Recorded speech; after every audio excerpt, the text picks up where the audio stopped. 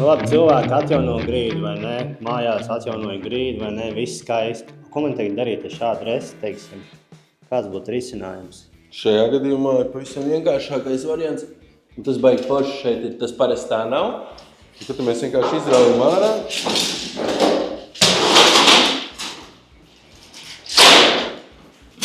Slīpējam. Pamēģināsim virsējo kārtu vienkārši noslīpēt, uzaļot. Domāju, ka ar to arī pietiks šajā, jo viņi jau no augšas redz iekšpusē, jau tur tā nepiekļūsim. Ja? Tad vienkārši slīpē, lako eļo. Ja? Nē, jā, šajā gadījumā eļot. Ļoti labi, ka šajā gadījumā, ja viņš ir eļots, jo ar laku, tad gan nesanāk tā ideja. Tad vajadzētu viņu visu. Varbūt ar smilšu strūku vajadzētu nobraukt visam tā pāri. Šajā gadījumā forši. Noslīpē, nopulē, noeļo visu. Pilnībā atsvaidzinās tos dēlīšus.